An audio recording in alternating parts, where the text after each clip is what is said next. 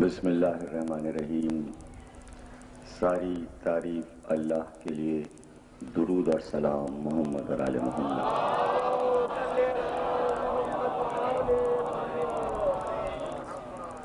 1420 ہجری کے عشرہ محرم کی شاہ نجف میں 7ویں تقریر آپ حضرات سماعت فرما رہے ہیں، دم ہمدم علی علی کے موضوع پر۔ اس منزل تک گفتگو آئی کہ ہم کیا اور آپ کیا، قرآن نے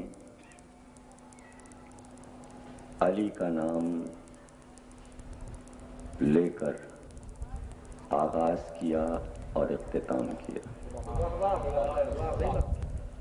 آل محمد کے بغیر کائنات بیکار تھی اور اللہ نے حدیث قصہ میں اس کا اعلان کیا کہ اگر اے محمد اور آل محمد تم نہ ہوتے تو ہم اس کائنات کو خلق نہ کرتے۔ یعنی مقصد کائنات، مقصد کن آل محمد ہیں۔ جو دائرے کا نقطہ ہو تو نقطہ چھوڑ کر کوئی دائرے سے کہاں ہٹ کر جائے۔ خدا کا شکر ہے کہ ہم دائرے کے اندر ہیں، ہم دائرے سے باہر ہیں، اور جس کا دل چاہے، اس لیے کہ دیکھیے نقطہ جو کہلاتا ہے دائرے کا، جیومیٹری کا ایک یہ سبجیکٹ ہے، اگر اس کو سمجھنا چاہیں کہ دائرے میں کئی لاکھ نقطے ہوتے ہیں، اس میں کوئی ایک نقطہ مرکز کا ہوتا ہے۔ یعنی اگر پرکار نہ ہو تو یہ کیسے پتا چلے کہ مرکز کا نقطہ کون سا ہے؟ تو دائرے کا نقطہ جو مرکز کا نقطہ ہے، اس کے گرد کہکشاں کی طرح ہزاروں نقطے ہوتے ہیں۔ کیا کہنا ان نقطوں کا کہ جو دائرے کے نقطے کے ارد گرد کہکشاں بنے ہوئے دائرے میں جگمگا رہے ہیں۔ اسی لیے سورہ رحمان میں اللہ نے کہا کہ اگر تم ہمارے سرکش ہو تو نکل جاؤ ہماری کائنات سے، کہیں اور جاؤ۔ تو جب آل محمد سے محبت ہی نہیں ہے تو اس کائنات کے دائرے سے انسان نکل کر کہیں اور چلا جائے، کوئی اور کائنات تلاش کرے، اس لیے کہ یہ کائنات تو آل محمد کی ہے۔ اور ظاہر ہے کہ اللہ نے یہ بات اس لیے کہی ہے کہ تم حدود سے نکل سکتے ہو تو نکل جاؤ۔ جب تم ہماری مملکت میں ہو، اس لیے کہ اس مملکت کے باہر کوئی مملکت کا تصور ہو ہی نہیں سکتا، اور اگر وہ بھی ہے تو وہ بھی ہماری مملکت ہے، تم جاؤ گے کہاں؟ یعنی اللہ صرف یہ بتانا چاہ رہا ہے کہ اگر ہماری دنیا میں تم رہ رہے ہو تو ان کو ماننا پڑے گا، اور اگر نہیں مانو گے تو یہ تمہارا اپنا نقصان ہے۔ آج تک مسلمان یہ سمجھ نہیں پائے کہ آل محمد کی محبت کے فوائد کیا ہیں اور نہ ماننے میں نقصانات کیا کیا ہیں۔ حالانکہ کوئی نقصان ایسا نہیں ہے کہ 1400 سال میں اب تک سامنے نہ آ گیا ہو، سب کچھ سامنے ہے، انجام کی بھی خبر ہے۔ ایک انجام دنیا میں ہے، ایک انجام اور آنے والا ہے جس انجام کا تعلق اللہ سے ہے۔ اور کتنے اعتماد سے کہہ دیا کہ وہ دن ہمارا ہوگا، وہ دن ہمارا ہوگا، اور پھر اس دن معلوم ہو جائے گا۔ لیکن بات یہ ہے کہ جیسا اکثر میں اپنی تقریروں میں کہتا رہتا ہوں کہ ضد کا دنیا میں کوئی علاج نہیں، ضد کا کوئی علاج نہیں ہے۔ ضد ہی نے تو شیطان کو تباہ کیا، ضد نہیں تو نمرود کو برباد کیا، ضد نہیں تو شداد و حامان کو، فرعون کو تباہ کیا۔ یہ ضد ہی تو تھی کہ یزید اڑا ہوا تھا اس ضد پر کہ حسین سے بیعت لے لو۔ کبھی اگر اس پر آپ غور کریں گے تو ایک نہیں نے کتنوں کو تباہ کیا، ایک نہیں نے۔ اللہ نے شیطان سے کہا آدم کو سجدہ کرو، اس نے کہا نہیں۔ نوح نے اپنی قوم سے کہا اللہ کو مانو، قوم نے کہا نہیں۔ ابراہیم نے نمرود سے کہا کہ ہمارے رب کو سجدہ کر، اس نے کہا نہیں۔ موسیٰ نے فرعون سے کہا کہ ہمارے رب کو مان لے، اس نے کہا نہیں۔ نبی نے ابو جہل و ابو لہب و ابو سفیان سے کہا اللہ کو مانو، انہوں نے کہا نہیں۔ علی نے کون سی دعوت ایمان کی نہیں دی، لیکن کہنے والوں نے یہی کہا نہیں۔ امام حسن نے کیا کچھ نہیں سمجھایا، لیکن منافقین نے یہی کہا کہ نہیں۔ تو شیطان سے لے کر ملک شام تک مسلسل ہر خدا کا دشمن نہیں نہیں نہیں نہیں نہیں، یعنی نہیں سنتے سنتے اللہ نے کہا کہ اب تم سب نہیں کر چکے، ایک نہیں ہماری ہوگی، اور اب قیامت تک ہماری نہیں چلے گی۔ یزید نے حسین سے کہا بیعت کرو، حسین نے کہا نہیں، اب ایک نہیں چلے، اور آج تک ایک نہیں چل رہی ہے، وہ یہ کہ باطل کو نہیں مانیں گے۔ کہہ دیا حسین نے، کہا علی نے بھی تھا، لیکن حسین نے اپنے باپ کے کام کو کامل کیا کہ اگر تم پردہ ڈال دو گے تو ہم پردے اٹھاتے ہیں۔ آج کربلا میں سب پردے اٹھ گئے، اب کوئی پردہ نہیں ہے، اب کوئی چیز پردے میں نہیں ہے۔ اب لاکھ کوئی پردہ گرائے تو کیا ہوتا ہے، جس کا پردہ خدا اٹھائے تو اس پہ پردہ کون ڈالے؟ پردہ تو ہٹ چکا۔ کتنا پکار پکار کے قرآن نے کہا، آپ کے اردو میں مثل ہے اظہر من الشمس، جس طرح سورج ظاہر ہے اس طرح علی کے فضائل ظاہر ہیں۔ قرآن پکار پکار کر کہہ رہا تھا، کہتا رہا، کہتا رہے گا، کہہ رہا ہے والشمس والضحاها والقمر اذا تلاها۔ کیوں نہیں سمجھتے کہ ہم سورج کی قسم کھا رہے ہیں، ہم چاند کی قسم کھا رہے ہیں؟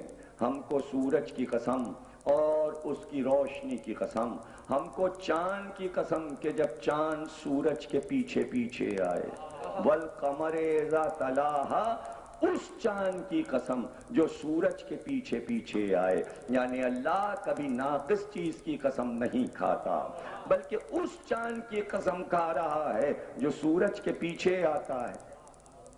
ابتدائی تاریخوں کا چاند سورج کے پیچھے نہیں آتا، بلکہ 14ویں کا چاند فوراً نمودار ہوتا ہے جیسے ہی سورج ڈوبتا ہے۔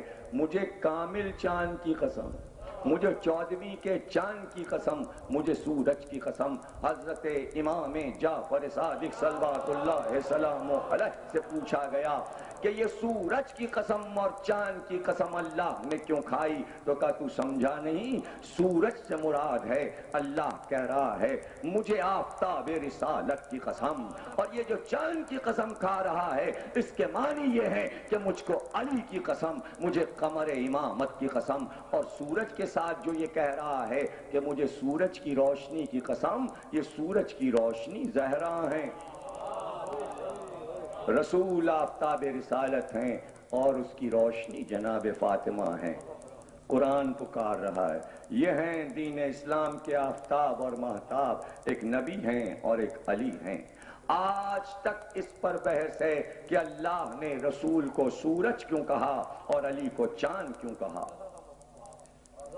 دنیا اگر سمجھنا چاہے قرآن کی سورہ والشمس کی اس ابتدائی آیت کو تو مشکل نہیں ہے علی کو سمجھنا کہ سورج بھی پکار رہا ہے دم ہما دم علی علی، چاند بھی پکار رہا ہے دم ہما دم علی علی، سورج کی روشنی گواہ، چاند کی چاندنی گواہ، ستارے اور کہکشاں گواہ کہ چاند علی ہیں، نبی سورج ہیں۔ کیا مطلب ہے؟ مطلب یہ کہ نظام شمسی پر ہر ستارے ہر سیارے پر کہکشاں پر آفتاب کی حکومت ہے، لیکن جب آفتاب جاتا ہے تو چاند اس کا جانشین بن کر آتا ہے۔ حالانکہ سورج سے بڑے سیارے ہوں گے، سائنس کہہ رہی ہوا کریں، ہمارا سورج اس کا جانشین یہ چاند ہے۔ یہ چاند جو ہے اللہ تشبیہ دے کر بتا رہا ہے کہ تمہارا دین جو چل رہا ہے اور قیامت تک چلتا رہے گا، اس دین کا کاروبار سورج سے نہیں چل رہا بلکہ چاند سے چل رہا ہے۔ دین کا تعلق سورج سے کیا ہے؟ کچھ بھی نہیں، لیکن آپ کے شیعہ ہو یا سنی، ہر ایک کے مذہب کا تعلق چاند سے ہے۔ سورج تو گیا، جانشین بن کے چاند آیا، اب آپ کے دین کو چاند کے ذریعے چلنا ہے۔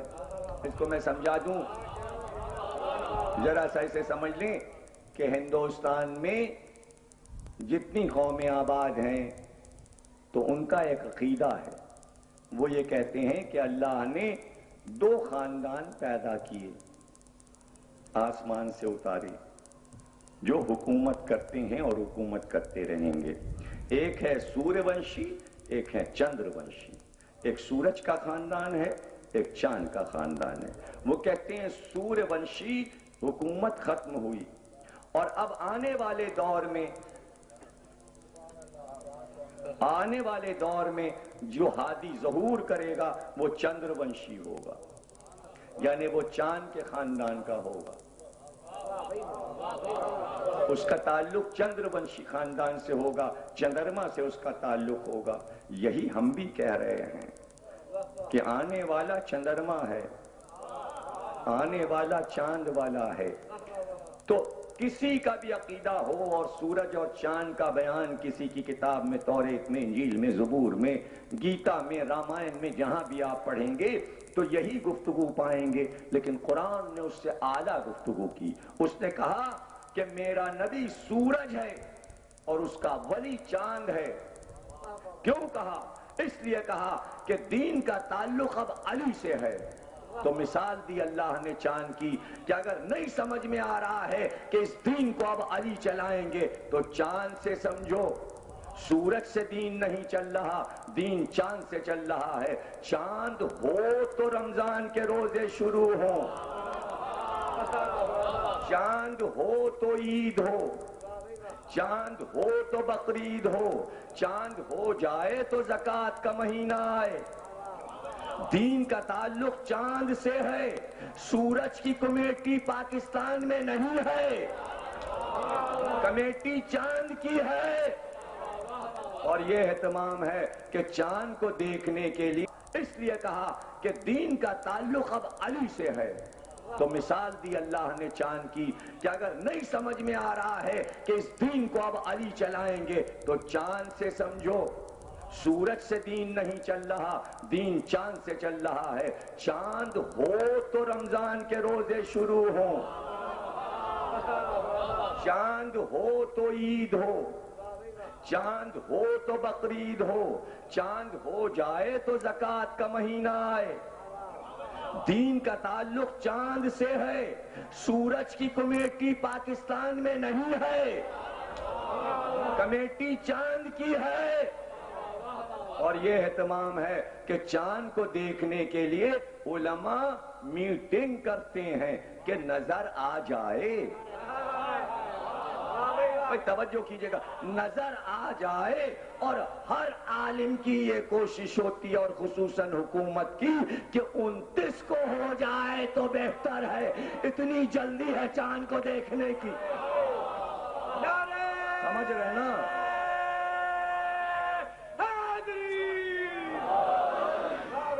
اچھا، اللہ کہہ رہا ہے نبی سورج ہے، علی چاند ہے۔ کیا علماء کو دلچسپی ہے چاند سے؟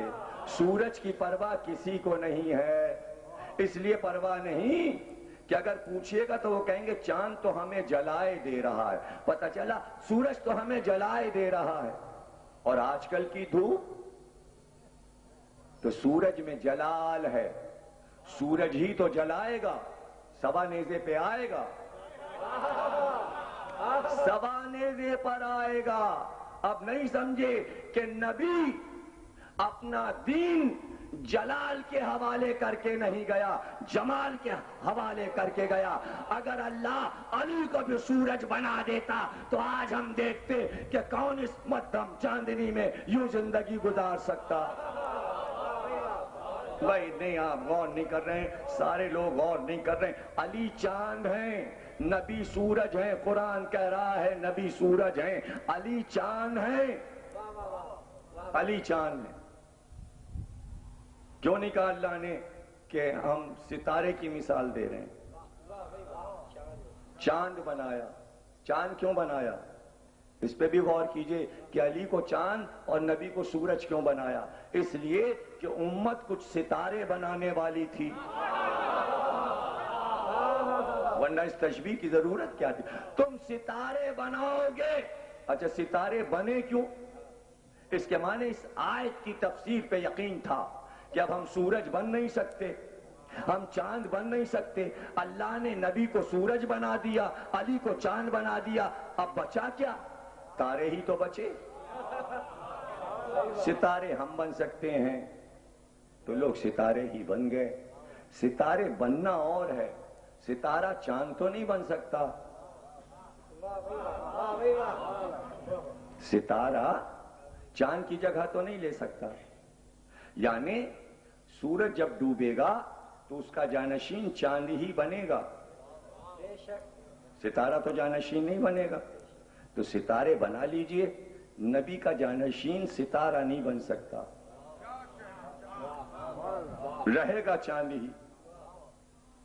چاند ہی وارث رہے گا، چاند کو ہی وارث بنایا جائے گا، اور چاند وارث ہے. علی کو چاند کیوں کہا؟ اس لیے کہ مثال دی کہ جب سورج چلا جائے اور چاند آئے تو چاند پہ جو جو گزرے سمجھ جانا یہی علی پر بھی گزرا. تو چاند پہ کیا کیا گزرتا ہے؟ سورج گیا. جب سورج گیا، سورج اور چاند ایسے آپ سن لیں جیسے آپ نے نہ کبھی سورج دیکھا ہے نہ کبھی آپ نے چاند دیکھا ہے. میں بڑا حیران ہو رہا ہوں. مطلب میں چہرے پڑھتا ہوں نا کہ تقریر کو میں آگے چلاؤں تو میں چہرہ دیکھتا ہوں کہ بھئی سمجھ میں بھی ہمارے سامعین کے بات آ رہی ہے یا نہیں آ رہی، تو میں آگے بڑھوں. بھئی سورج آپ نے دیکھا ہے یا نہیں؟ بولے تو منہ سے تو بولے. اور چاند دیکھا ہے 14ویں کا؟ دیکھا ہے نا. تو دیکھنا اور ہے، سورج اور چاند کو سمجھنا اور ہے. میں اس وقت دکھا نہیں رہا ہوں، میں چاند اور سورج سمجھا رہا ہوں. تو جب آپ سمجھتے نہیں سورج اور چاند کو تو سمجھنے کی کوشش کیجئے. صرف دیکھ لینا کافی نہیں ہے کہ جس نے نبی کو دیکھ لیا وہ صحابی ہو گیا. پہلے نبی کو سمجھو. کچھ سمجھے پہنچے وہاں تک کہ میں کیا کہنا چاہ رہا ہوں. سورج آپ روز دیکھتے ہیں، چاند آپ روز دیکھتے ہیں، لیکن اب صفات کو سمجھیے. موسم بدلتے ہیں. جملہ ضائع گیا میرا. چاند اور سورج سے موسم بدلتے ہیں. ابھی موسم کا بدلنا رسالت اور نبوت اور امامت کے درمیان ہے. کیسے کیسے موسم بدلے؟ بھائی جملوں کی تقریر ہے، ضائع نہ کریں جملوں کو. سارے جملے اگر ضائع ہو گئے تو بڑے بڑے جملے جو آنے والی ہیں ان کا کیا ہوگا؟ یہ تو تمہیدی جملے ہیں تاکہ آپ وہاں تک پہنچیں، سورج کی صفات کو سمجھیں. سورج کی صفت کیا ہے؟ موسم بدلتے ہیں چاند اور سورج سے. گرمی، سردی، برسات. ادھر سورج نکلا. اب سورج کی گرمی اور سورج کی دھوپ، سورج کی حدت سے حشرات الارض، زہریلے کیڑے، سانپ، بچھو سب دل میں گھس جاتے ہیں. آپ نے کبھی نہیں دیکھا ہوگا دن دوپہر کو سڑک پہ سانپ چلا جا رہا ہے، بچھو نکل آیا. کیڑا نکل آیا، لال بیگ نکل آیا، چھچھونڈر نکل آئی. کب نکلتے؟ ادھر سورج ڈوبا، چاند نکلا، سب نکلے، سانپ بھی نکلا، بچھو بھی نکلا. چاندنی جو ٹھنڈی ٹھنڈی ہے بلوں سے نکل آئے. اب چاند کا دور تو سمجھیے، چاند کو کیا کیا سہنا پڑتا ہے. سورج تو جلا کے راکھ کر دے اگر حشرات الارض دوپہر میں صحرا میں نکل آئے.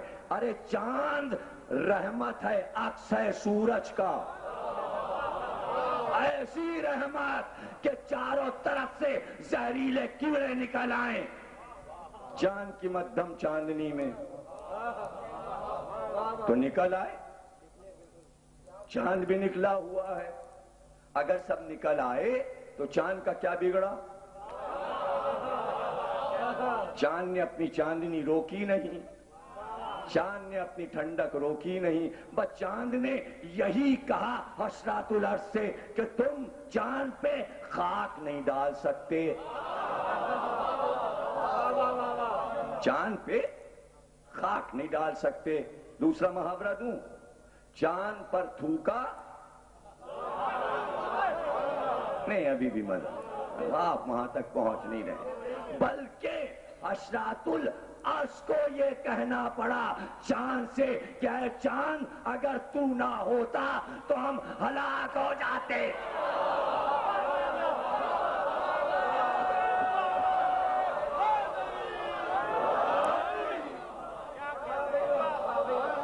کتنا زہر بھرا تھا لیکن سورج جلا کے راکھ کر دیتا. چاند نے کہا آؤ آؤ، ہماری چمک میں کیا کمی آئے گی، ہماری تکمیل میں کیا کمی آئے گی. غور کریں نا، تم خود یہ پکارو گے کہ پناہ ملی. تو جب چاند نکلا، چاند نے کس کس کو پناہ دی؟ چاند نے کس کس کو ٹھنڈک دی؟ چاند نے کس کس کو روشنی دی؟ چاند نے کس کس کو چاندنی دی؟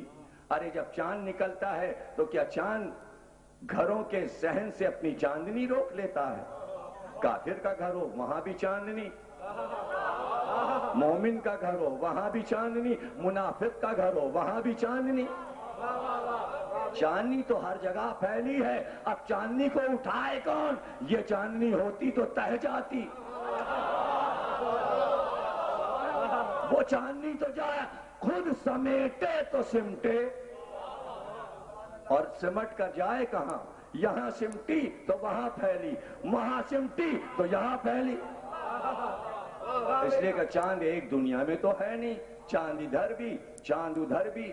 آپ نے کہا کیا بات کر رہے ہیں، 14ویں کا چاند گھٹتا بڑھتا بھی تو ہے. ہاں گھٹتا بڑھتا ہے، گھٹتا بڑھتا ہے آپ کو بتانے کے لیے. چاند ایک ہے، علی کی قسم چاند ایک ہے، چاند علی ہے، لیکن وہی چاند 12 بار چڑھتا ہے. چاند ایک ہے، 12 بار دیکھا جاتا ہے، اور جب دیکھا جاتا ہے 12 باری میں یہی کہا جائے گا اول وانا محمد، آخر وانا محمد، اوسط وانا وکل وانا محمد. نعرہ حیدری! 12 بار چڑھ چڑھ کے بتائے، اب یہ آیا، اب یہ آیا، اب یہ آیا. 13واں چاند تو کہیں نہیں ہے.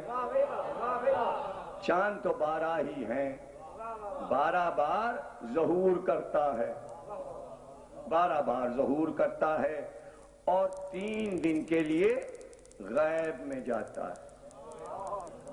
چاند پہ 3 دور ایسے آتے ہیں کہ چاند پہ پردہ پڑ جاتا ہے.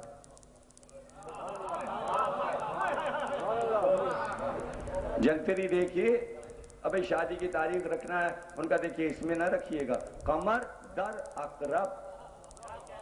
کیا مطلب ہے اس کا؟ مطلب اس کا کہ 3 دن کے لیے اقرب نے حملہ کیا ہے چاند پہ. بچھو نے حملہ کیا ہوا چاند، تو چاند پہ 3 دور ایسے آئے کہ جب چاند پہ حملہ ہوا، ارے یہ جمل ہے، یہ سفین ہے، یہ نہروان ہے، اور اس سے پہلے پھر 3 دور۔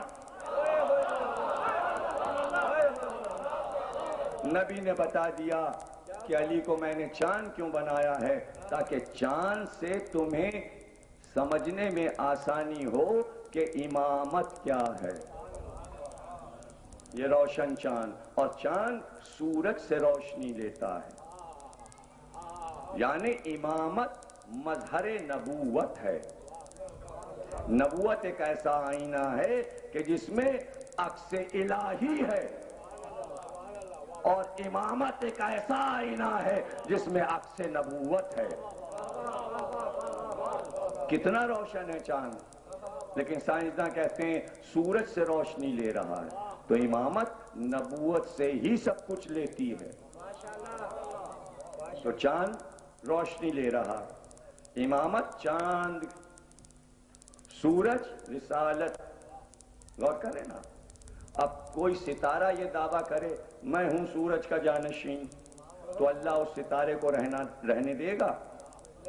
آج تک میں نہیں سمجھا یہ رات کو ستارے ٹوٹتے کیوں ہیں، میرے سمجھ میں اب تک نہیں آیا یہ ستارے ٹوٹتے کیوں ہیں۔ اور جب ستارہ ٹوٹتا ہے تو پیغمبر نے کہا لاہور پڑھ دیا کرو، ادھر ایک ستارہ ٹوٹا ادھر لاہور پڑھا۔ شاید کسی ستارے نے ہوس کی ہے بارگاہ الہی میں کہ مجھے سورج کا جانشین بنا دے۔ نہیں، چاند کے سامنے کوئی ہوس نہ کرے، کوئی ہوس نہ کرے، چاند ہی سورج کا جانشین رہے گا۔ غالب نے اپنے دیوان میں، فارسی کے دیوان میں ایک قطعہ رکھا۔ جب دیوان چھپنے کے لیے گیا تو پبلشر نے کہا کہ یہ والا قطعہ نکال لیجئے تو چھاپ دیں گے۔ غالب نے کہا چھاپو یا نہ چھاپو، یہ قطعہ رہے گا۔ یہ بتا رہا ہوں کہ جس نے قسم کھا لی دم ہمادم علی علی کی، تو اس نے اس کی پرواہ نہیں کی کہ نام رہے یا نہ رہے۔ آج غالب کا نام ہے، اگر اس وقت چاہتے تو علی علی سے رک جاتے، نہیں ہم تو نہیں رکیں گے، یہ جو کچھ کہا ہے علی کے لیے یہ رہے گا۔ اس قطعے میں بڑی اچھی بات غالب نے کہی، اور قرآن کی اسی آیت کی روشنی میں کہی، والشمس والضحاها والقمر اذا تلاها، مجھ کو سورج کی قسم، مجھ کو چاند کی قسم، اس چاند کی قسم جو سورج کا جانشین ہے۔ غالب کہتے ہیں شرط است کہ بہرے ضبط آداب و رسوم۔ بڑی عجیب بات کہی غالب نے، کہا کہ اسلام میں، دین میں اگر تہذیب کو برقرار رکھنا چاہتے ہو، یہ چاہتے ہو کہ آداب باقی رہیں، رسوم باقی رہیں، تہذیب باقی رہے، تو اس کی ایک شرط ہے۔ کتنی بڑی فلسفیانہ بات غالب نے کہی ہے، بغیر کسی شرط کے دین نہیں رہ سکتا۔ غالب نے فکر کہاں سے لی؟ یاد رکھیے گا کہ اللہ کا کوئی حکم بغیر شرط نہیں ہے۔ آپ بتا دیجئے، اللہ ایک، بغیر شرط کے کہا آپ نے؟ اللہ ایک، پہلے شرط پوری کرو، لا الہ، کوئی اللہ نہیں۔ پہلی شرط کیا ہے؟ سارے خداؤں سے انکار کرو، پھر کہو اللہ ایک۔ قل لا اسألکم، میں کچھ نہیں چاہتا تم سے، قل لا اسألکم علیہ اجرا الا المودۃ فی القربی۔ بغیر شرط کے کسی نبی نے کوئی کام نہیں کیا۔ پہلے شرط، وہ واقعہ یاد ہے آپ کو، حضرت امام رضا صلوات اللہ السلام علیہ، کچھ لکھوا دیجئے، تو کیا کہا آپ نے؟ شرطہا و شروطہا، لا الہ کے قلعے میں اگر داخل ہونا چاہتے ہو تو ایک شرط ہے، وَأَنَا مِن شَرْطِهَا، ان شرطوں میں کی ایک شرط میں ہوں، میرے بغیر کلمہ نہیں۔ اور امام کا نام کیا ہے؟ علی۔ آپ نے بتایا علی کے بغیر کلمہ نہیں، کلمے کی شرط ہے علی، کلمہ پڑھنے کی شرط ہے علی۔ غالب کیا کہہ رہے ہیں؟ غالب کہہ رہے ہیں اگر تم اپنے دین کو برقرار رکھنا چاہتے ہو تو اس کی ایک شرط ہے۔ شرط سن کر آپ پھڑک جائیں گے کہ غالب کہاں سے بولتے ہیں، غالب کس بلندی سے بات سمجھاتے ہیں، اور غالب کو ماننے کے لیے کسی مذہبی فرقے کی قید نہیں ہے۔ آپ سے کچھ زیادہ ہی غالب اوروں کے یہاں مانے جاتے ہیں، اس لیے دلیل بڑی مستحکم ہے، اور سب دیوان غالب شوق سے پڑھتے ہیں، چاہے فارسی کا ہو یا اردو کا۔ کہہ رہے ہیں شرط است کے بہرے ضبط آداب و رسوم، دین کو اپنے باقی رکھنا چاہتے ہو تو ایک شرط ہے، اور اب شرط کا اعلان کیا۔ شرط است کے بہرے ضبط آداب و رسوم، خیزت بعد از نبی امام معصوم۔ اگر اپنے دین کو باقی رکھنا چاہتے ہو تو یہ شرط ہے کہ جب نبی چلا جائے تو اس کے بعد جس امام کو مانو وہ معصوم ہو، گناہگار نہ ہو، خطاکار نہ ہو۔ دین رہ گیا آپ کا اس لیے کہ آپ نے نبی کے بعد معصوم کو مانا۔ اگر ہم بھی کسی خاطی کو مان رہے ہوتے تو آج ہمارا دین نہ ہوتا۔ غالب نے کتنی بڑی بات کہی، لیکن یہ یاد رکھیے کہ اگر کوئی دعویٰ کیا جائے تو دعوے کی دلیل بھی ضروری ہے، بغیر دلیل دعویٰ بیکار۔ غالب نے دعویٰ کیا اور دعویٰ کر کے دلیل دی، اور دلیل قرآن کی آیت اور حدیث سے دی۔ شرط است کے بہرے ضبط آداب و رسوم، خیزت بعد از نبی امام معصوم، زیجماں چہ کرسی با علی بازگار آئی۔ اگر علی کے دربار میں آنا ہے اور نبی کے بعد علی کو ماننا ہے تو بیکار کی باتیں نہ کرو کہ ادھر اجماع ہو گیا تھا، ادھر اکثریت تھی اس لیے کسی اور کو مان لیا۔ غالب کہہ رہے ہیں علی کی بارگاہ میں آتے ہوئے علی کے مقابل میں کسی کو مت لاؤ، صرف علی کو نبی کے بعد مانو۔ کہ اسی بالی باز کر آئی، کیا بیکار کی باتیں ہیں، کیا قرآن نہیں پڑھا؟ غالب کہہ رہے ہیں کہ علی کو ماننے کے لیے قرآن کو دیکھو، چپ اسی بالی باز گر آئی، مہ جائے نشین مہر باشد نہ نجوم۔ کیا تم نے نہیں دیکھا کہ جب سورج ڈوبتا ہے تو چاند اس کا جانشین بنتا ہے، ستارے جانشین نہیں بنتے، ستارے جانشین نہیں بنتے، ستارے سورج کے جانشین نہیں بن سکتے۔ اب ہوں لاکھوں ستارے، ہوا کریں لاکھوں ستارے، ہاں ستاروں کی عظمت یہ ہے کہ چاند سورج سے جڑے رہیں، اپنے دائرے سے باہر نہ نکلیں۔ بھائی سمجھیے نا میں کیا کہہ رہا ہوں، یعنی ایک دائرہ ہے نظام شمسی کا، اگر کوئی ستارہ باہر نکل گیا اپنے چاند اور سورج سے تو ٹوٹا، اور ٹوٹ کے فضا میں بکھر گیا، اس کی راکھ رہ گئی۔ ٹکڑے اٹھا کے میوزیم میں رکھ دیجئے تو بہت سے میوزیم میں رکھے ہیں، میوزیم کے ٹوٹے ستاروں کو لے کر کیا کریں؟ ہمیں تو وہ چاند چاہیے جو چمک رہا تھا اور چمک رہا ہے۔ چاند تو کسی نے میوزیم میں نہیں رکھا۔ ہاں یہ دوسری بات ہے، چاند کی مٹی لائے اور اس مٹی کی نمائش کی۔ چاند کی مٹی لائے، چاند کی مٹی قیمتی ہو گئی تو ہم کربلا سے کیا لاتے ہیں، ہم نجف سے کیا لاتے ہیں؟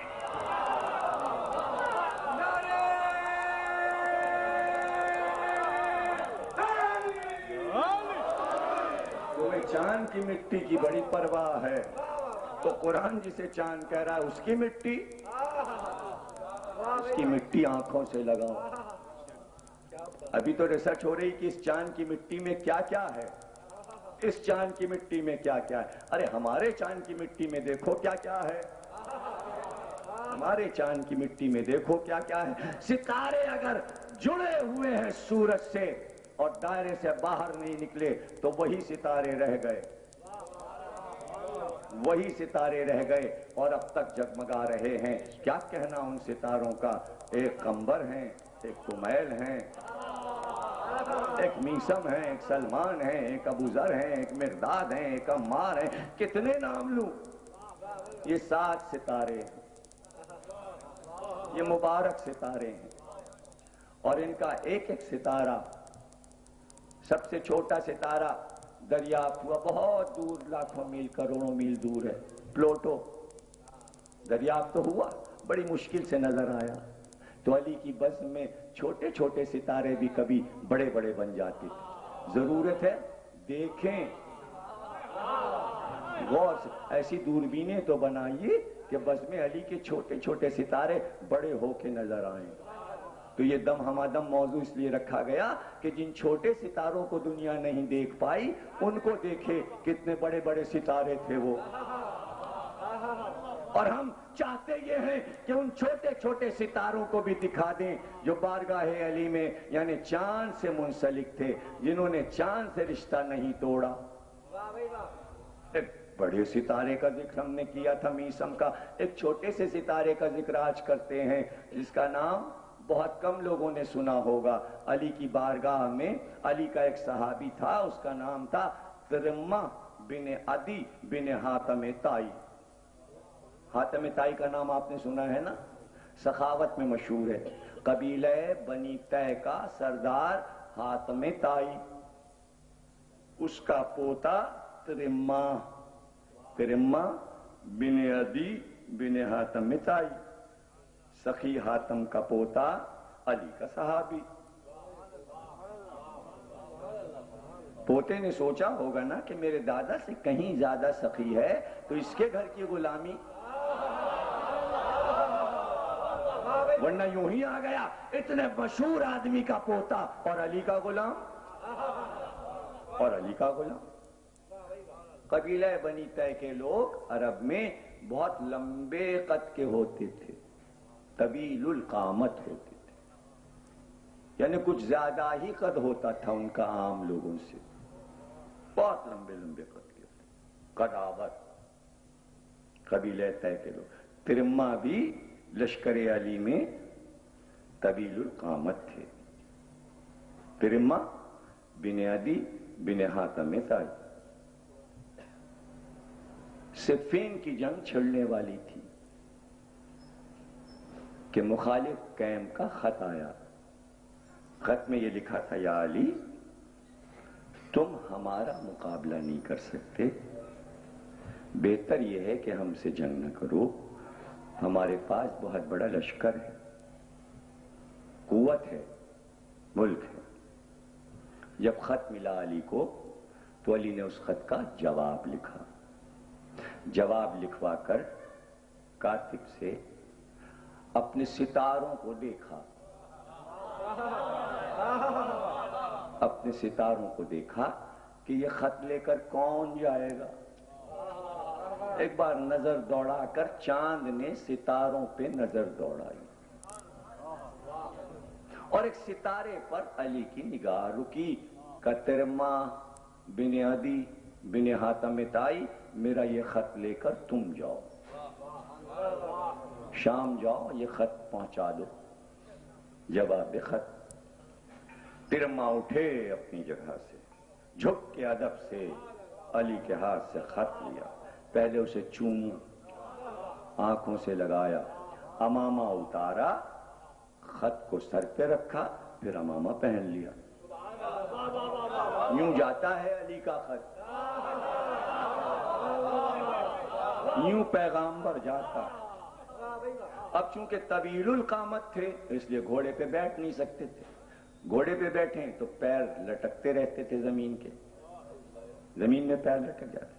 بعض لوگوں کے مثلا اگر ترمہ ممبر پہ بیٹھے ہوتے تو ان کی ٹانگیں وہاں ہوتی، اور چھوٹے قد کے لوگ اگر ممبر پہ بیٹھتے ہیں تو ان کی ٹانگیں اوپر ہی اٹھی رہتی ہیں. مطلب ایک فرق بتا رہے ہیں آپ کو تاکہ اندازہ ہو جائے کہ ترمہ کا قد کتنا طویل تھا کہ وہ گھوڑے پہ بیٹھ ہی نہیں سکتے تھے، وہ اونٹ پہ بیٹھا کرتے تھے، وہ اونٹ پہ سواری کرتے تھے.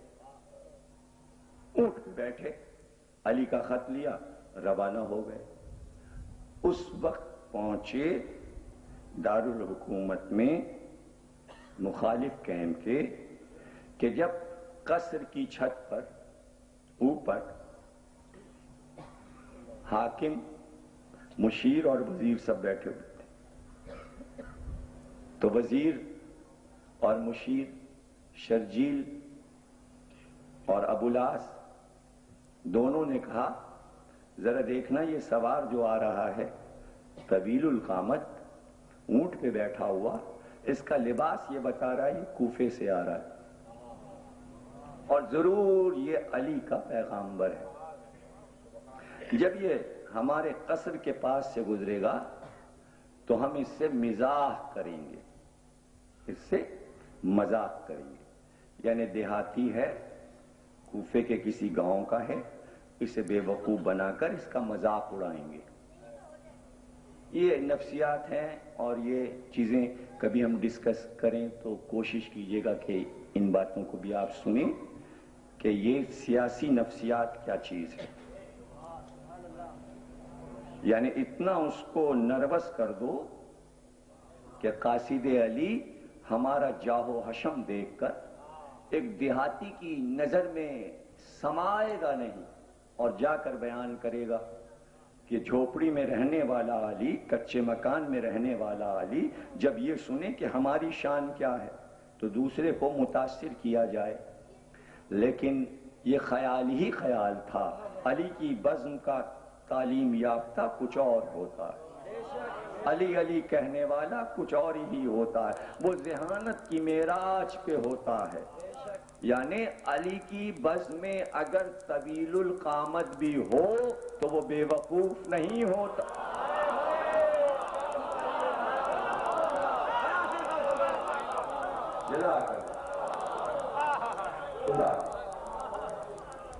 جب وہ قریب سے گزرے ترما اونٹ پہ بیٹھے ہوئے تو شرجیل نے کہا اے شیخ تجھ کو کچھ آسمانوں کی بھی خبر ہے؟ مذاق اڑایا. یعنی ایک تو خود لمبا ہے تو اور پھر اتنی اونچی سواری اونٹ پہ بیٹھا ہے تو تو آسمان سے باتیں کرتا ہے تو تجھے تو آسمان کی بھی خبر ہوگی.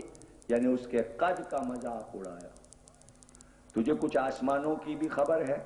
جیسے ہی ادھر سے یہ کہا گیا جملہ تجھے کچھ آسمانوں کی بھی خبر ہے، ترماہ نے سر اٹھا کر آسمان کو دیکھا. کہاں آسمانوں کی ہمیں خبر ہے، فضا میں موت کا فرشتہ منڈلا رہا ہے اور بہت جلد تمہاری طرف آ رہا ہے.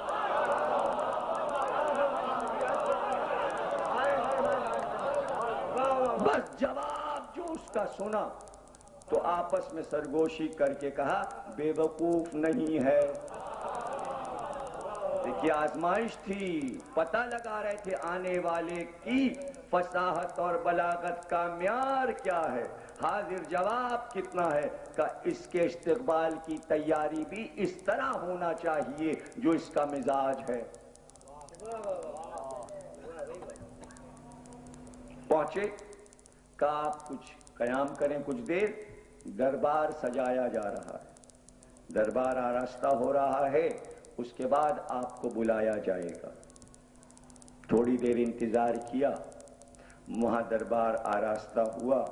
صدر دروازے سے تخت تک ایک سرخ قالین بچھایا گیا، چاروں طرف قالین تھے. جب داخل ہوئے تو سجا ہوا دربار دیکھا کہ آپ تشریف لے چلیے. جیسے ہی صدر دروازے پر پہنچے دیکھا قالین بچھا ہے اور کافی فاصلے پر لق و دق حال ہے، بڑا دربار ہے اور آخر میں زینے ہیں، زینے چڑھ کر اوپر جا کر تخت ہے اور تخت پر حاکم ہے. جیسے ہی صدر دروازے سے داخل ہونے لگے فوراً اپنی ٹوٹی ہوئی جوتیاں اتار کر دونوں اٹھا کر بغل میں دبا دی. دربان دوڑے کا یہ کیا کرتے ہیں بے ادبی، کیا دربار میں جوتیاں لے کر جائیں؟ کہ تو پھر کیا کروں؟ کہ جوتیاں یہیں چھوڑ دیجئے. کہ نہیں، چوری ہو جائیں گی، چوری ہو جائیں گی. کہا آپ کی یہ ٹوٹی ہوئی جوتیاں، یہ اتنے بڑے بڑے رؤسا بیٹھے ہیں، یہاں کون چرائے گا؟ کون چرائے گا؟ یہاں تو کوئی چور نہیں. کہیں یہاں چور نہ ہو؟ اگر میں جوتیاں چھوڑ گیا تو کہیں ایسا نہ ہو کہ مدینے سے ابو ہریرہ آ کے میری جوتیاں چورا لے جائیں؟ کہا وہ مدینے سے یہاں کیسے پہنچ سکتے ہیں؟ کہا معجزے سے. کہا ان کے پاس کہاں معجزہ؟ کہا معجزہ کیوں نہیں ہے؟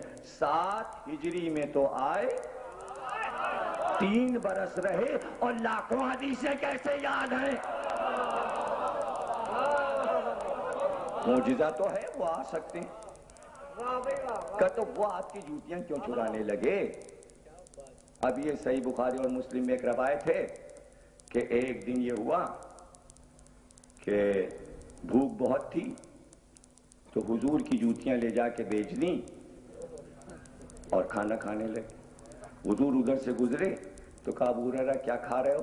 کہا آپ کی جوتیاں. یہ روایت موجود ہے. پھر اماں نے کہا کہ جب نبی کی چرائی جا سکتی ہیں تو میری کیوں نہیں چرائی جا؟ اس لیے میں یہاں جوتیاں نہیں چھوڑوں گا. صدر دروازے پر ہی جوتیوں پہ بحث کروانے لگے. اب آپ ذرا غور کیجئے کہ رؤساء امراء کے دربار پہ اوس پڑ گئی. کہاں سے بات شروع کی؟ یہاں سے. دیکھیں یہاں سے بات نہیں شروع کی، یہاں خزانہ ہے. دربار کی بات کہاں سے شروع کی؟ سمجھ ہے نا؟ کہ اچھا آپ چلیے، جس طرح بھی چلیے، تشریف لے چلیے. پہنچتے ہی ایک جگہ پر رک گئے، کافی فاصلے پر تخت سے رک گئے. لوگوں نے کہا آگے بڑھیے، سرکار کے پاس تشریف لے چلیے، آپ پیغام لائے ہیں، آپ خط لائے ہیں. کہاں؟ خط تو لایا ہوں، خط تو لایا، لیکن میں یہ خط دینا چاہتا ہوں، پہنچانا چاہتا ہوں، لیکن اب میں یہاں سے بڑھ نہیں سکتا. جس کو خط لینا ہو میرے پاس یہاں ہے، میں یہاں سے نہیں ہلوں گا. جہاں رک گیا وہیں رک گیا. خط میرے پاس ہے، آ کے لے جائے. حاکم نے کہا بھائی ٹھیک ہے، ہم اپنے غلام کو بھیج رہے ہیں آپ کے پاس، خط ہمارے غلام کو دے دیجئے، وہ ہمیں پہنچا دے گا. تیرے ماں بن عدی نے کہا کہ ہم علی کا خط تیرے غلام کو کیسے دے سکتا ہوں؟ کہا کیوں؟ کہا وہ خرید مال حرام ہے. جس مال سے غلام خریدا گیا وہ غصب کیا ہوا مال ہے، اور ایسا غلام نجس ہوتا ہے جو حرام مال سے خریدا جائے. میں علی کا پاک خط غلام کے ہاتھ میں کیسے دے دوں؟ میں تو یہاں رکا ہوا ہوں، خط آپ منگوا لیجیے. کہا اچھا ٹھیک ہے، میں اپنے وزیر کو بھیجتا ہوں، اپنے وزیر اعظم کو بھیجتا ہوں، آپ وہ خط وزیر اعظم کو دے دیجئے، وہ لے کر آپ سے ہمیں دے دے گا. کا خوب کہا. جب حاکم چور ہوتا، جب حاکم ظلم و جور کرتا ہے تو وزیر پہلے چور ہوتا ہے. میں چور کے ہاتھ میں علی کا خط کیسے دے دوں؟ کہا اچھا میں اپنے بیٹے کو بھیج رہا ہوں، میرا بیٹا آ رہا ہے، اس کے ہاتھ میں خط دے دیجئے، وہ مجھے لا کے دے دے گا. کہ جب میں شیطان سے خوش نہیں تو شیطان کی اولاد سے کیسے خوش ہو سکتا؟ کہا پھر بھائی خط لائے ہو تو خط ہم تک پہنچے گا کیسے؟ اب تو حد ختم ہو گئی نا بھائی. اولاد کے بعد کیا چیز ہوتی ہے؟ اولاد کے بعد کیا ہوتا ہے کہ کس کو بھیجیں؟ اب کسے بھیجیں؟ بات تو ختم. کہا پھر خط کیسے ہمیں ملے گا؟ کہا اب یہی ہو سکتا ہے کہ یہاں سے ایک قدم ہم آگے بڑھیں، ایک قدم آپ آگے بڑھیے، ایک قدم پھر ہم بڑھائیں، پھر ایک قدم آپ بڑھائیے، ایک زینے سے آپ اتریں، پھر ہم ایک قدم بڑھاتے ہیں، پھر آپ دوسرے زینے سے اتریے، پھر ہم ایک قدم بڑھاتے ہیں، پھر آپ تیسرے زینے سے اتریے، پھر ہم قدم بڑھاتے ہیں، پھر آپ چوتھے زینے سے اتریے، پھر پانچویں زینے، آپ ادھر سے بڑھتے جائیں، ہم ادھر سے بڑھتے جائیں، جہاں دونوں آ کے مل جائیں گے وہیں میں خطا آپ کو دے دوں گا۔ ادھر سے پھر اماں نے آہستہ آہستہ بڑھنا شروع کیا، انہوں نے تخت سے اٹھ کر زینے سے اترنا شروع کیا، ادھر وہ آخری زینے پر پہنچے، ادھر تیرے ماں آگے بڑھے، یہ قامت میں بلند تھے، خط ان کے ہاتھ میں ہوگا تو ہاتھ کہاں ہوگا، وہ کہاں ہوں گے، ان کو جھکنا پڑا، زینے سے جھک کر جب خط لے کر ابھی واپس تخت کی طرف نہیں گئے تھے کہ تیرے ماں نے ایک قہقہا لگایا۔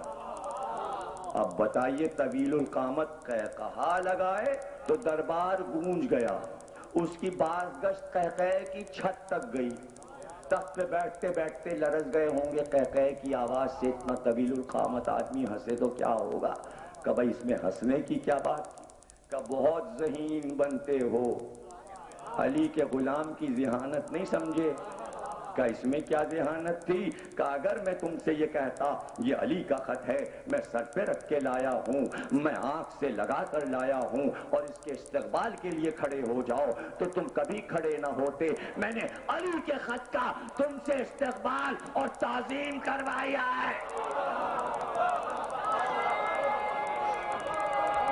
تاکہ تم جھک کر ادب سے میرے ہاتھ سے علی کا خط لے۔ حیران و پریشان، علی کا ایک ستارہ ایسا ہے، سب کیسے ہوں گے، علی نے ایسوں کو پرورش کیا تھا، یہ ہے علم کی محفل، یہ جہل کی محفل نہیں تھی جو اب تک سجی ہوئی ہے، جو اب تک سجی ہوئی ہے۔ خط ملا، خط پڑھا، کاتب کو بلایا، کہ اس خط کا جواب لکھا جائے، کہ میں بولتا ہوں تم لکھو، اب پھر اماں خاموش کھڑے ہوئے، کاتب آیا، کہ لکھو، لکھو، خط میں لکھو، علی خبردار تم میرے مقابل نہ آنا، اس لیے کہ میرا لشکر آسمان پر بکھرے ہوئے لاتعداد ستاروں کی مانند ہے، جیسے کروڑوں ستارے اس طرح میرا لشکر ہے، تم میرے لشکر کے مقابل نہیں آ سکتے۔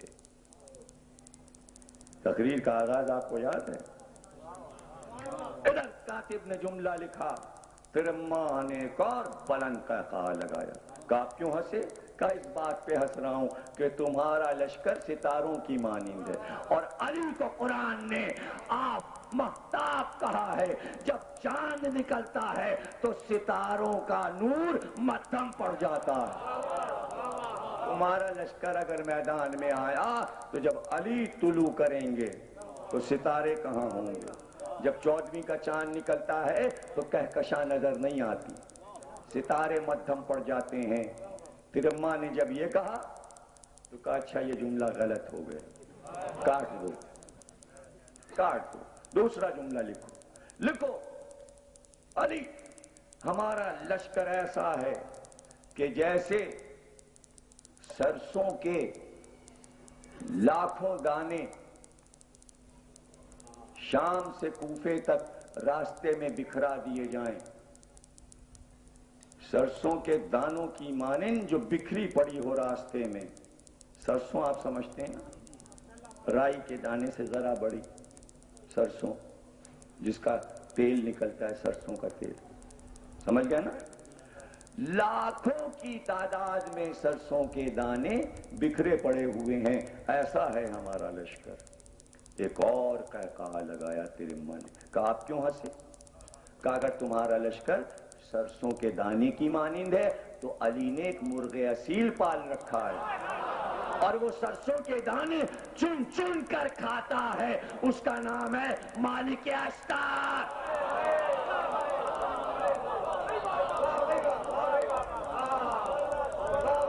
کا یہ جملے بھی کاٹ دو، کا جو چاہے لکھا لو، خط نہیں لکھ پاؤ گے، علی کے خط کا جواب نہیں ہو سکتا،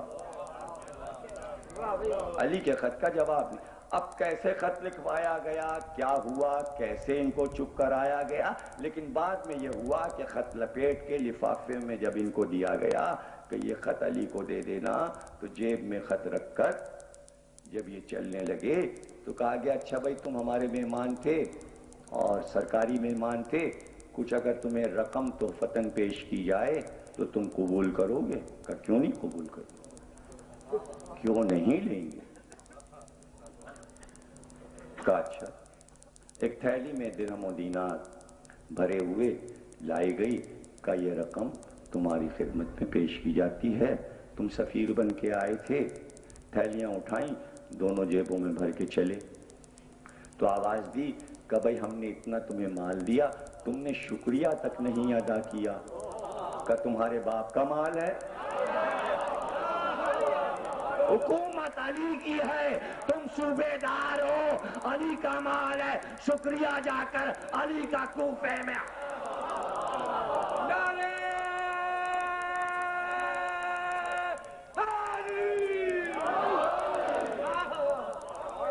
ایک ستارہ علی کا ایسا ہے، موقع ہوتا تو میں بتاتا کیسے کیسے جگمگاتے ہوئے ستارے علی نے پروان چڑھائے تھے، جو علم کا شاہکار تھے، جو علم کلام، فصاحت اور بلاغت کا شاہکار تھے، تفسیر و حدیث میں کامل تھے، اور ہر دم ان کا یہی نعرہ تھا، دم ہما دم علی علی۔ وہ قوت اس نعرے نے انہیں عطا کر دی تھی کہ دشمن سے ٹکرا جاتے تھے، چاہے تلوار ہو یا زبان، نہ زبان میں کوئی ان سے جیت سکا، نہ تلوار کے مقابل کوئی ٹھہر سکا۔ 20 برس یوں گزارے ہیں علی والوں نے کہ کربلا آ جائے، یہ تمہید تھی کربلا کی، اور جب کربلا والے آئے تو دنیا عاجز ہو چکی تھی علی والوں کے سامنے۔ اس لیے ابھی میں آلیبا میں بھی کہہ رہا تھا کہ اس لیے لاکھوں کا لشکر جمع ہوا تھا کہ علی والوں کی لڑائی دیکھ چکے تھے کہ علی والے لڑتے کیسے، علی کا خاندان شجاعت کی کس منزل پر ہے۔ اس لیے بہت لشکر آئے حلب سے، شام سے، کوفے سے، عراق کے تمام شہروں کے سپاہی جمع کیے گئے تھے کربلا میں۔ چاروں طرف سے حسین کو گھیرا گیا تھا، حالانکہ حسین کے پاس لڑنے والے تھے ہی کتنے، سب تو بچے تھے، بچوں میں بھی 8، 9، 10 اور 14 سال کی عمروں کے بچے تھے۔ غور کر رہے ہیں؟ ہاں اگر کوئی ہے کامل جوان تو وہ عباس ہیں، اور حسین عباس کو لڑنے نہیں دے رہے۔ کربلا میں چھوٹے بچوں نے قربانی دے کر اتنے دل مضبوط کر دیے کہ بعد کربلا پھر صدیوں بچوں کو قتل کیا گیا، ماؤں نے شکوہ نہیں کیا۔ کوئی دور ایسا نہیں گزرا کہ جب چھوٹے چھوٹے بچے ماؤں کی گوشت سے نہ چھین لیے۔ ان ماؤں نے صبر کیا اس لیے کہ کربلا سامنے تھی۔ اگر آپ میرا ساتھ دیں گے اور آپ کو یہ علم ہے کہ آج 7 محرم ہے اور آج کس کا ذکر ہو رہا ہے، تو آپ کے دل میں یہ روایت جو میں پڑھنے جا رہا ہوں آپ کے دل میں اتر جائے گی اور آپ کے سینے پہ نقش ہو جائے گی۔ جب آپ کوفے سے زیارت کر کے، کوفے کی ساری زیارتیں کر کے، جب آپ اپنے قافلے کو ہلے کی طرف موڑیں گے، اور جب آپ ہلے پہنچیں گے تو ہلے میں ایک شہر ہے چھوٹا سا، اس کا نام ہے شہر قاسم۔ وہاں مشہور ہے کہ قاسم و حمزہ کی زیارت کرنے جا رہے ہیں۔ یہ روضہ جو ہے جو قاسم کا روضہ بنا ہوا ہے، یہ قاسم حضرت امام موسی کاظم صلوات اللہ سلام علیہ کے صاحبزادے، اور ہلے میں بہت بڑا خوبصورت روضہ ان کا بنا ہے، بڑی اچھی سونے کی زری ہے، لوگ زیارت کرتے ہیں، جن جن نے زیارت کی ہے اور جنہوں نے نہیں کی اور انشاءاللہ جائیں گے ان کے لیے یہ معلومات ہے کہ جب روضے پہ جائیں تو یہ معلوم رہے کہ یہ شہزادہ کون ہے۔ آج کی تقریر کا یہی ایک فائدہ ہو جائے کہ ہمیں یہ معلوم ہو جائے کہ ہلے میں یہ کون سا شہزادہ دفن ہے۔ کہتے ہیں کہ حضرت موسی کاظم کے 18 بیٹے تھے اور امام کی پوری زندگی قید خانے میں گزر گئی۔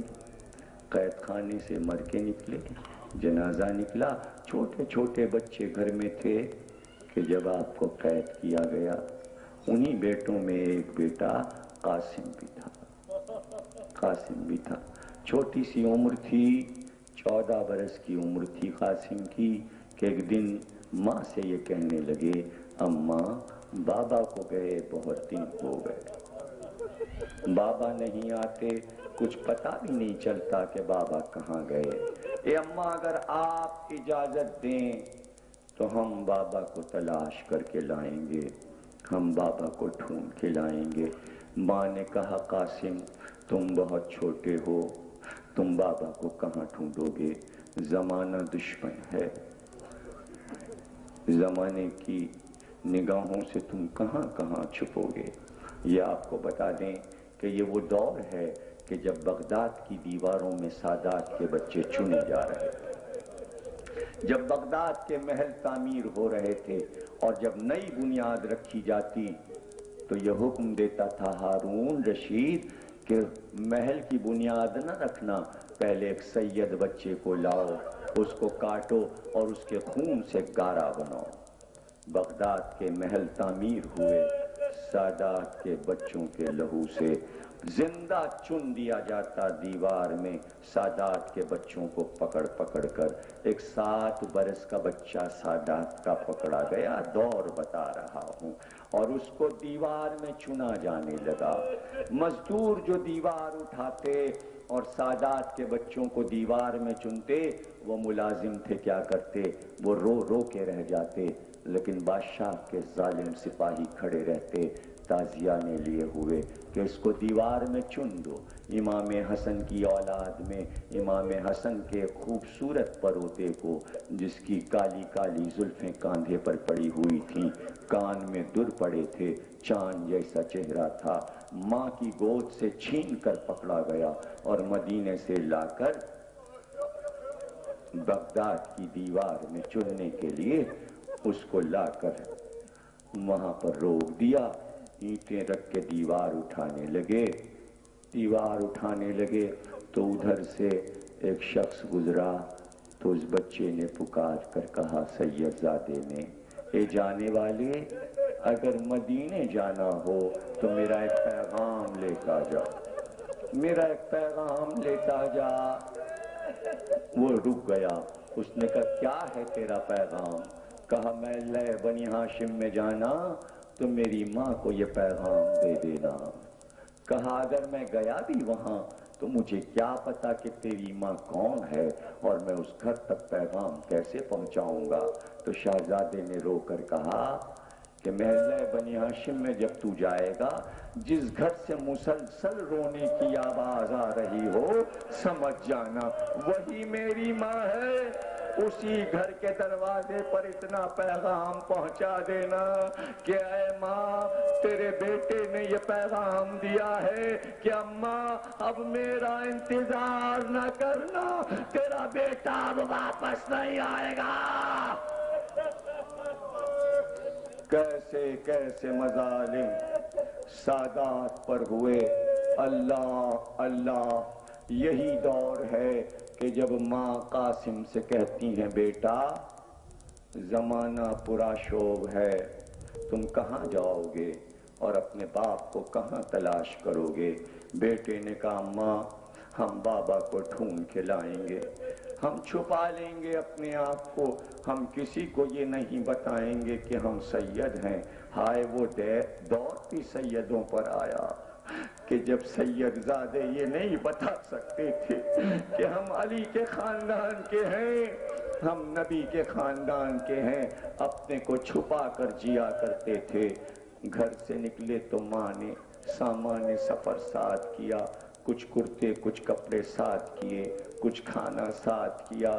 جب محلے بنی ہاشم سے بچہ نکلا تو ماں پردے سے دیکھتی رہی، جہاں تک بچہ نظر آتا رہا ماں دیکھتی رہی، یہاں تک کہ بچہ نگاہوں سے چھپ گیا۔ شہزادہ قاسم چلے گئے، چلتے چلتے چلتے چلتے مدینے سے ہلے نکل گئے۔ جگہ جگہ پوچھا لیکن امام کا کچھ پتہ نہ چلا، اپنے کو چھپائے ہوئے بھی تھے۔ وہیں ہلے میں ایک ایسے محلے میں قیام کیا جہاں سارے بہشتی رہتے تھے، پانی بھرنے والے رہتے تھے، اور وہی کام کرنے لگے بہشتیوں کے ساتھ، خود بھی گھروں میں پانی بھر کے مزدوری کرنے لگے، یہاں تک کہ جوان ہو گئے۔ اور اس قوم نے یہ دیکھا کہ بہت شریف انسان ہے، بہت خاموش، صورت شکل کا اتنا اچھا کہ شہزادہ معلوم ہوتا ہے، کتنی محنت سے اپنا کام کرتا ہے اور رقم کماتا ہے اور یہیں رہتا ہے ایک مکان لے کر۔ ایک دن ان کا سردار آیا اور اس نے کہا اگر مناسب سمجھو، میری ایک بیٹی ہے تو میری بیٹی کے ساتھ شادی کر لو۔ قاسم نے رشتہ منظور کیا، قاسم کی شادی ہو گئی۔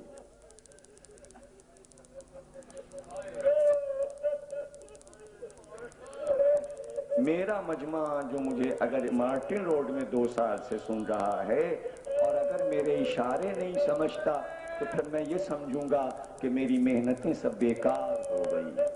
دیکھیے میری مجلس پڑھنے کا انداز کچھ اور ہے۔ ہم آپ کو ایک خزانہ دے رہے ہیں علم کا، ہم وقت نہیں ٹال رہے ہیں۔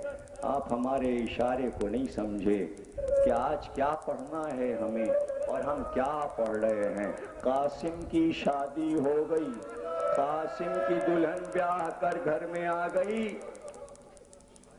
قاسم اپنی دلہن کے ساتھ گھر میں رہنے لگے۔ اللہ نے کچھ دنوں کے بعد ایک بیٹی عطا کی، بیٹی بھی بڑی ہو گئی، عمر قاسم کی کچھ اور بڑھ گئی۔ ایک دن قاسم بیمار پڑے اور وہ وقت آ گیا کہ اب قاسم کی موت کی خبر آ گئی کہ اب قاسم نہیں بچیں گے۔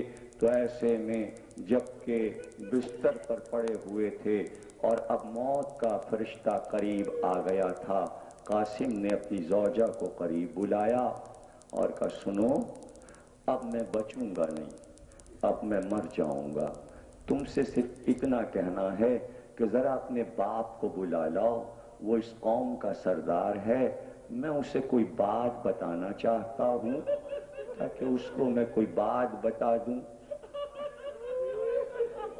زوجہ رونے لگیں اور کہا کہ میرے باپ اس وقت نہیں آ سکتے، وہ بہت مصروف ہیں، چونکہ اپنی قوم کے سردار ہیں تو باہر پوری قوم جمع ہے، اور کوئی ایسی بات ہے جو ہم تمہیں نہیں بتا سکتے اس لیے کہ تم ہمارے قبیلے سے الگ ہو، اور یہ ہمارے یہاں کا ایک راز ہے جو ہم کسی کو بتایا نہیں کرتے۔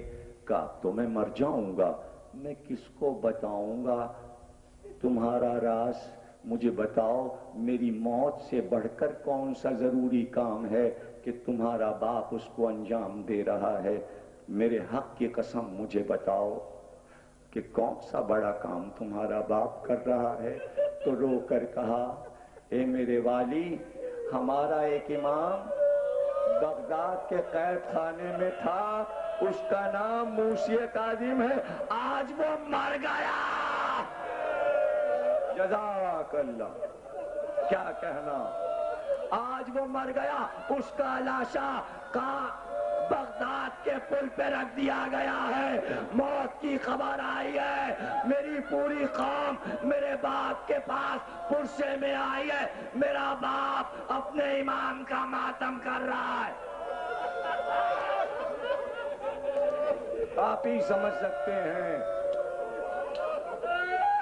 اہل بیت سے ایسی محبت کرنے والے ہی ان باتوں کو سمجھ سکتے ہیں۔ ایک بار شہزادہ قاسم نے بغداد کا رخ کیا اور آواز دی، بابا بیٹے سے پہلے چلے گئے، بیٹا بھی آ رہا ہے۔ بابا میں آپ کو تلاش نہ کر سکا، آپ دنیا سے چلے گئے، اب میں بھی آ رہا ہوں۔ اور بے اختیار کہا زوجہ سے، اچھا اب میرے پاس وقت نہیں، بیٹی کو بھی بلاؤ اور تم بھی قریب آ جاؤ، اب تو میں نے بابا کی موت کی خبر سن لی ہے، جلدی سے میری وصیت سنو۔ بیوی بھی قریب آ گئی، بچی بھی قریب آ گئی۔ ایک بار کا سنو، جب میں مر جاؤں مجھے دفن کر کے، زوجہ سے کہا مجھے دفن کر کے فوراً میری بیٹی کو لے کر مدینے چلی جانا اور محلہ بنی ہاشم میں پہنچنا اور وہاں میری ماں کے پاس میری بچی کو پہنچا دینا۔ اب میں تمہیں بتا نہیں سکتا کہ یہ میری بچی کون ہے اور میں کون ہوں۔ میری بچی کی حفاظت کرنا اور اس کے دادی کے پاس اسے پہنچا دینا۔ بے اختیار زوجہ نے ہاتھ باندھے اور کہا میرے والی میں محلہ بنی ہاشم میں جاؤں گی تو میں کیسے پہچانوں گی کہ آپ کا مکان کون سا ہے؟ کہا جب محلہ بنی ہاشم میں پہنچ جانا تو میری بیٹی کو آگے کر دینا، جہاں چلتے چلتے میری بیٹی خود رک جائے وہی میرا گھر ہے۔ بس یہ یاد رکھنا یہ سیدانی ہے، اس کی حفاظت کرنا، یہ سیدانی ہے۔ بہت روگے، 2-4 جملے اور تقریر ختم ہو گئی۔ آج 7 محرم ہے، ذہن میں رہے آج 7 محرم ہے، آج 7 محرم ہے۔ ایک بار قاسم کا انتقال ہوا، زوجہ نے دفن کیا، وصیت کے مطابق مدینے چلی، محلہ بنی ہاشم میں پہنچی اور ایک بار بیٹی سے کہا اب تو آگے چل، تیرے باپ نے یہ کہا تھا کہ بیٹی خود راستہ بنا لے گی اور اپنے گھر کو پہچان لے گی۔ سیدانی بی بی آگے آگے چلی، ماں پیچھے پیچھے چلی، ایک دروازے پر بچی رکی اور مڑ کر کہا ماں یہ ہے میرے بابا کا گھر، یہ ہے میرے بابا کا گھر۔ کا دروازہ تو ہی کھول اور اندر چل۔ بیٹی نے دروازہ کھولا، پردہ ہٹایا، صحن میں آئی، آگے آگے بیٹی، پیچھے پیچھے ماں، دونوں ماں بیٹیاں صحن میں آ گئیں۔ چاروں طرف گھر سے بیویاں نکل آئیں۔ یہ جملہ سن کے تڑپ جاؤ گے، اب گھر میں نہ بچے تھے نہ مرد، سب تو مارے گئے تھے، مائیں رہ گئی تھی، دادیاں رہ گئی تھی۔ ایک بار سب نکل آئے اور سب نے دونوں کو گھیر لیا اور ایک ایک پوچھتا تھا کہاں سے آئی ہو، کہاں کی رہنے والی ہو، تمہارا کیا پتہ ہے، تمہارا کیا نام ہے؟ لیکن دونوں چپ تھیں، خاموش کھڑی تھیں۔ کیا بتائیں کس کی بیٹی ہیں، کس خاندان کی ہیں، کچھ معلوم نہیں تھا، بس یہاں تک پہنچنے کا حکم تھا اور آ گئی تھیں۔ عورتیں چاروں طرف کھڑی تھیں کہ اتنی دیر میں شور ہوا، امام موسی کاظم کی زوجہ آ رہی ہے، ام البنین آ رہی ہیں۔ اور ایک بات عصا کا سہارا کیے ہوئے اب کون آ رہا ہے؟ قاسم کی بوڑھی ماں آ رہی ہے۔ جب وہ آئیں تو تمام بیویاں ادب سے ہٹ گئیں اور ایک ایک نے پکار کر کہا ہٹو راستہ دو، قاسم کی ماں آ رہی ہے، ہٹو راستہ دو، قاسم کی ماں آ رہی ہے۔ جب وہ بی بی آگے بڑھی تو ایک بات اس بچی پہ نظر گئی، جیسے ہی نظر گئی ارے پکار کر کہا یہ میرے قاسم کی شبیہ ہے، اس کا چہرہ بالکل میرے بیٹے قاسم کی طرح ہے۔ دوڑ کر لپٹا لیا کہ میرے قاسم کی خیر ہے، میرے قاسم کی خیر ہے۔ ایک بار رو کر بچی نے کہا قاسم مارے گئے، قاسم مارے گئے۔ ارے ماں نے قاسم کی موت کی خبر سنی، سن لی تم نے تقریر، ابھی تو تقریر ختم کہاں ہوئی ہے، اب مصائب شروع ہونے جا رہے ہیں۔ تیار ہو رونے کے لیے۔ آج 7 تاریخ ہے، ابھی مہندی نکلے گی اور یہ جملہ سنو جس جملے کے لیے میں نے تمہید کی تھی۔ جملہ یہ ہے کہ ہاتھ باندھ کر بی بی سے کہو کہ آپ کا قاسم مر گیا لیکن آپ کو اپنے قاسم کی نشانی تو مل گئی نا۔ بی بی آپ کو اپنے قاسم کی نشانی تو مل گئی نا۔ ہائے کربلا کا قاسم، کربلا کے قاسم کی ماں ام فروا، ام فروا تھم تھم کے روئیں، رک رک کے روئیں۔ ابھی کچھ دیر کے بعد جب مجلس ختم ہوگی تو شہزادہ قاسم کی مہندی آئے گی۔ مہندی کے معنی آپ کو معلوم ہے؟ مہندی کے معنی کیا ہیں؟ یہ ایام ازاں میں 7 تاریخ کو مہندی کیوں رکھی گئی ہے آپ کو معلوم ہے؟ مہندی کی 2 خاصیتیں ہیں۔ بظاہر اس کا رنگ سبز ہے لیکن اندر اس کا رنگ سرخ ہے، یعنی 2 رنگ جہاں ملتے ہیں دنیا میں اسے مہندی کہتے ہیں۔ سبز رنگ کس کا ہے؟ سرخ رنگ کس کا ہے؟ سبز رنگ حسن کا ہے، سرخ رنگ حسین کا ہے۔ مہندی اس لیے رکھی گئی کہ 2 بھائی کربلا میں مل گئے۔ کیسے مل گئے؟ اس طرح مل گئے کہ جب قاسم آ کر خیمے میں خاموش بیٹھ گئے تو ماں نے دیکھا قاسم بہت اداس ہے۔ بیٹا کیا بات ہے؟ کہ چچا اجازت نہیں دیتے۔ کہ بیٹا تم 4 برس کے تھے جب بابا کا تمہارے انتقال ہوا تو اس وقت تمہارے بازو پر تمہارے بابا نے ایک تعویذ باندھا تھا اور یہ کہا تھا جب کوئی بڑا مصیبت کا دن آ جائے تو اس تعویذ کو کھول کر دیکھ لینا۔ قاسم خوش ہو گئے، تعویذ کو کھولا تو اس میں لکھا تھا اے قاسم کربلا میں میرا بھائی حسین نرغہ آدھا میں گر جائے گا، اگر میں ہوتا تو میں حسین پر قربان ہو جاتا۔ اے قاسم اس دن اپنی جان عزیز نہ کرنا بلکہ اپنی جان کو حسین پر سے قربان کر دینا۔ بابا کا حکم تھا، امام کا حکم تھا۔ تعویذ کو چومتے ہوئے، تحریر حسن کو چومتے ہوئے حسین کے قریب آئے اور آ کر کہا چچا جان ذرا یہ بابا کی تحریر دیکھیے۔ یوں 2 بھائی مل گئے، تحریر کو دیکھا تو چھوٹا بھائی بڑے بھائی کی تحریر کو دیکھ کر رونے لگا۔ حسن کے خط کو چوم رہے ہیں، حسن کے وصیت نامے کو چوم رہے ہیں، ادھر حسین بھائی کی تحریر دیکھ رہے تھے اور قاسم نے اجازت لینے کے لیے ایک نیا انداز اپنایا کہ ایک بار گھٹنوں کے بل بیٹھ گئے اور حسین کے ہاتھوں کو چومنے لگے۔ ہاتھوں کو چومتے چومتے حسین کے پیروں کو چومنے لگے اور چوم چوم کر کہتے جاتے چچا قاسم کو جانے دیجئے، چچا قاسم کو جانے دیجئے، چچا قاسم کو جانے دیجئے۔ کہتے ہیں کہ کسی کی رخصت پر حسین روئے نہیں۔ عجیب جملہ ہے، محدثین نے اور علماء نے لکھا کہ ایک بار حسین اٹھ کر کھڑے ہو گئے، جب دیکھا بھتیجا بار بار ہاتھوں اور پیروں کو چوم رہا ہے تو ایک بار قاسم کو اٹھا کر اپنے سینے سے لپٹا لیا اور دونوں چچا بھتیجے لپٹ کر اتنا روئے کہ قاسم اور حسین پر غشی طاری ہونے لگی۔ کہا قاسم تم میرے بھائی کی نشانی تھے، میں تم کو کیسے رخصت کرتا، لیکن اگر تم چاہتے ہو کہ جاؤ میدان جنگ میں تو ماں سے تو رخصت ہو لو۔ ابھی یہ کہہ رہے تھے کہ در خیمہ سے آواز آئی اے حسین یہ بیوہ کا ہدیہ ہے، اسے رد نہ کرنا۔ یہ ام فروا کا بیوہ حسن کا ہدیہ ہے، اسے رد نہ کرنا۔ اب کیا کریں حسین؟ ام فروا کی بھی اجازت تھی، ایک بار قاسم کو لے کر خیمے میں آئے اور ایک بار فضہ سے لباس منوایا، قاسم کو سبز کرتا پہنایا، زرد امامہ رسول خدا کا سر پہ باندھا اور دونوں شملے لٹکا دیے اور اس کے بعد گریبان کو پھاڑ دیا۔ زینب بی بی نے پوچھا کسی جانے والے کا گریبان نہیں پھاڑا؟ کہا زینب گریبان کا پھٹنا یتیم کی نشانی ہے تاکہ لشکر والے میرے قاسم پہ رحم کرے کہ بچہ یتیم ہے، اس کا باپ مر گیا ہے، اس لیے میں نے گریبان پھاڑ دیا۔ بی بی نے پوچھا یہ دونوں شملے کاندھے پر کیوں لٹکا دیے؟ تو رو کر کہا کاش ہم قاسم کو دولہا بنا سکتے، کاش ہم قاسم کو دولہا بناتے، ہم نے آج اپنے قاسم کو دولہا بنا دیا، ہمارا قاسم دولہا بن گیا۔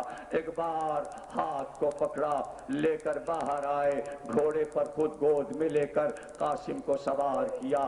قاسم میدان جنگ کو گئے، جنگ کی اور بہت شجاعت سے لڑے۔ قاسم کی لڑائی حسین نے بھی دیکھی، عباس نے بھی دیکھی، علی اکبر نے بھی دیکھی۔ قاسم اتنی شجاعت سے لڑے کہ چاروں طرف سے لاکھوں نیزے والوں نے گھیر لیا۔ ہر طرف سے یہی شور تھا کہ اس کو گھوڑے سے گرا دو، اس نے بہت لوگوں کو مارا ہے۔ جب قاسم چاروں طرف سے گھر گئے، لڑتے ہوئے آگے بڑھ رہے تھے، کبھی ادھر لڑتے کبھی ادھر لڑتے کہ ایک ظالم نے قاسم کی پشت سے ایک نیزہ ایسا مارا کہ جو قاسم کے سینے کے پار ہو گیا۔ اس نیزے کا لگنا تھا کہ قاسم گھوڑے سے فوراً گر گئے۔ جب گھوڑے سے گرے تو لکھا علماء نے کہ ہر شہید پکارتا تھا حسین آپ پر آخری سلام، لیکن قاسم نے پکارا اماں میں گھوڑے سے گر گیا، اماں میں گھوڑے سے گر گیا۔ جب یہ صدا آئی تو ایک بار حسین جلال میں آ گئے اور ایک بار کہا عباس تم نے دیکھا میرا بچہ گھوڑے سے گر گیا، میرا بچہ گھوڑے سے گر گیا۔ یہ واحد وقت ہے جب حسین جلال میں آ گئے اور ایک بار کہا عباس اب کیا ہے، ایک طرف تم حملہ کرو ایک طرف میں حملہ کرتا ہوں۔ عباس خیز میں تلوار کھینچ کر آگے بڑھے، ادھر سے حسین تلوار کھینچ کر آگے بڑھے۔ ایک بار حسین نے عباس سے کہا عباس قاسم کا قاتل بچ کر نہ جائے، قاسم کا قاتل بچ کر نہ جائے۔ ایک بار لشکر نے چاہا کہ قاسم کے قاتل کو بچا لے، لیکن عباس نے آگے بڑھ کر قاسم کے قاتل کو ٹکڑے ٹکڑے کر دیا۔ لیکن اتنی دیر میں لشکر بھاگ رہے تھے عباس سے ڈر کر، حسین سے ڈر کر، اور ایک آواز بار بار آ رہی چچا بچائیے، چچا بچائیے، چچا بچائیے، پر ہو چکے اور لو قاسم کا ماتم ہے، میری طرف دیکھو تاکہ میں آخری جملہ پڑھوں، میری طرف دیکھو، میری طرف دیکھو، دیکھو جیسے میں ماتم کرتا ہوں تمہیں ماتم کرنا نہیں آتا؟ ماتم دار نہیں ہو کیا حسین کے؟ ہاتھ باندھ کے بیٹھو گے، یہ ماتم کا وقت ہے۔ میں آخری جملہ نہیں پڑھوں گا، مہندی نہیں آئے گی۔ ایک بار ہاتھ اپنا اٹھاؤ، اٹھاؤ اٹھاؤ سب لوگ سینے پہ مارو، زور سے مارو، آواز آئے، غصہ دو، ام فروا کو غصہ دو، غصہ دو، غصہ دو۔ آواز آ رہی تھی چچا بچائیے، چچا بچائیے، ماتم نہ رکے، چچا بچائیے، چچا بچائیے، چچا بچائیے۔ لشکر کو ہٹا کر عباس لشکر کو دور کر کے حسین کو لے کر لاشا قاسم پر آئے۔ اب میری طرف دیکھتے رہنا، اب کیا کرتے، اب کیا کرتے حسین؟ ارے جو کچھ نظر آیا اللہ اللہ، کیا دیکھا حسین نے؟ عباس جیسے غازی نے کیا دیکھا؟ اب میری طرف دیکھنا۔